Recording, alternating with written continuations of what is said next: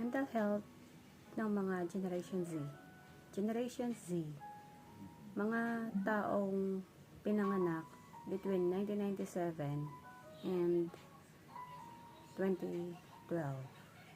Sa kasalukuyan, ang age nila is between 11 years old and late 26 years old. So, pinakamatandang kabilang sa Gen Z is nasa 27 years old. Ang mga Gen Z ay digitally native, means lumaki at nabubuhay sila na kasama ang digital technology at internet na parte na ng kanilang everyday life. Sa madalas na pagka-expose ng mga kabataan sa social media, malaki ang nagiging epekto nito sa kanilang pagkatao. Para sa iba, ang pagpo-post ng kanilang mga achievements at mga bagay na na-acquire nila ay isang milestone. At sa kabilang banda, para sa ibang tao, nagdudulot ito ng low self-esteem,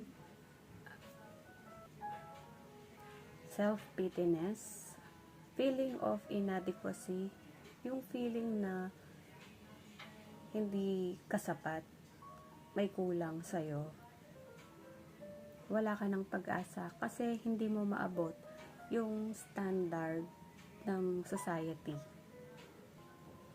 Kasi hindi mo maabot yung standard na naiset ng social media. Para sa ibang kabataan or mga Gen Z, kailangan mong magkaroon ng picture perfect na buhay sa social media. At kapag hindi mo na-achieve yung perfect life na yon, doon na nag-i-start ang anxiety and depression. Para sa akin po, hindi ko naman nilalahat. Kasi marami pa rin namang mga kabataan or Gen Z na merong life outside social media. At marami pa namang kabataan na nakakaintindi at palawak ang pangunawa. But there are some na weak ang mentality nila. Marami sa kanila na kapag pinangaralan mo, minamasama nila without that knowing na yung pangaral na yon para din naman sa ikabubuti nila. Maraming suicidal cases noong mga nagdaang taon and even up to now. At karamihan sa mga biktima ay kabilang sa Generation Z. Malaki ang impact ng social media kasi may mga ibang nagpapatiwakal na naka-live pa online habang ginagawa nila iyon. Tapos, sa ibang mga nakakapanood na kabataan, iniisip nila na normal na lang ang magpakamatay. Para sa kanila, way out nila yon para matapos yung depression nila, yung anxiety na nararamdaman nila. Meron din namang mga kabataan na sa social media naghahanap ng paraan kung paano gagawin yung pagpapatiwakal. Dahil sa pagkahumaling sa social media, maraming kabataan ngayon ang nawawalan na ng oras sa pamilya, mga kapatid, kaibigan, kamag-anak.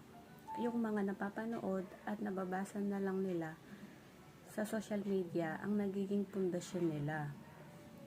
Na kapag kinampas lang sila ng problema, bumibigay na sila.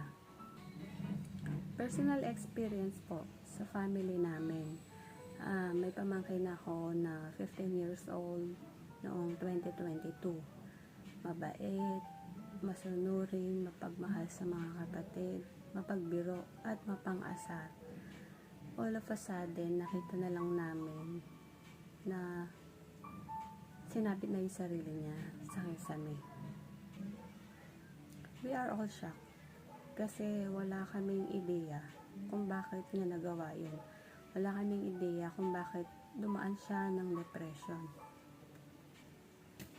Nang siyasatin po namin yung cellphone niya, doon namin nakita na sa TikTok siya naghanap ng way kung paano niya gagawin ang magpakamatay. On the other hand, sa social media din po namin nakita yung rason kung bakit niya nagawa yun. Bilang pangwakas, ang disadvantage ng social media at internet sa mental health ng mga Generation Z ay maaaring magdulot ng pagkalito, pagkabalisa, at pagka-stress sa pagkakaroon or kung paano magkaroon ng picture perfect life. Maaaring ito ay magresulta ng pagkakaroon ng low self-esteem, anxiety, at depression. But on the other hand, importante ring matutunan ng mga Generation Z yung healthy use of SOCMED and technology.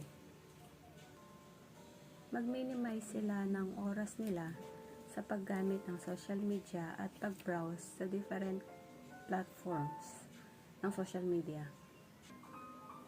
At dapat matuto din silang tumakas or lumabas sa isang environment na negative inside social media.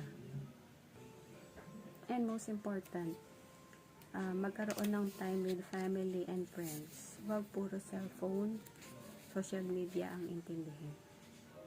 Yun lang po. Thank you.